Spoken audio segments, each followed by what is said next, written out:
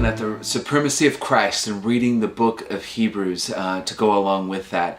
And I just want to share a few of the verses that have really stood out to me in Hebrews. One is Hebrews 10, starting in verse 36. For you have need of endurance, so that when you have done the will of God, you may receive what is promised. These guys were going through great persecution and great difficulty, and they needed endurance to keep going.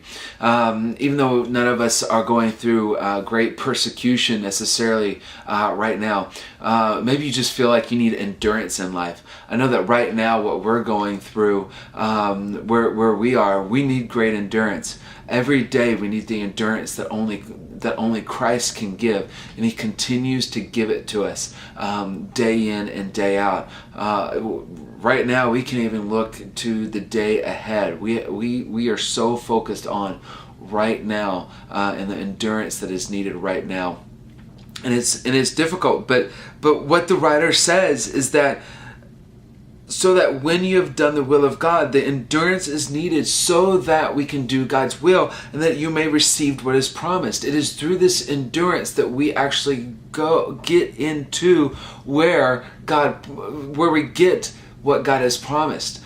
Just keep going. And then just after this, in chapter 11, just a few more verses, chapter 11 starts, and then the writer lists all these men and women who had faith in God and how they endured, even though times were difficult, even though they were being persecuted, even though these amazing things were happening to them, they were enduring through faith. And I just want to read one other verse to you that's out of here.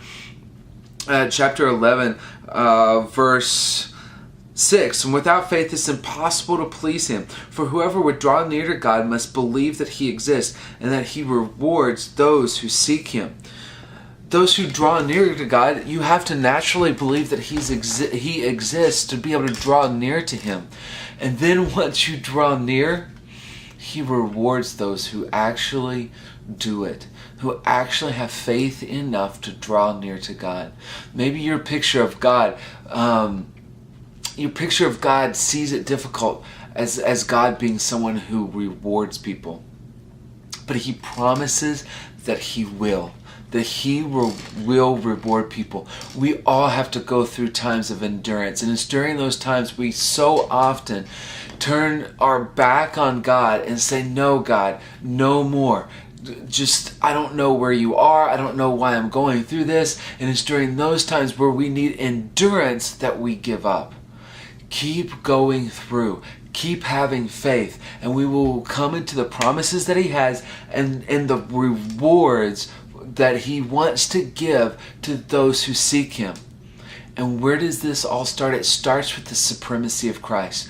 I know I am praying for a greater revelation and a greater love for the supremacy of who Christ is. And it is here where our faith starts. Right where who Christ is. And then this is how it plays out in real life.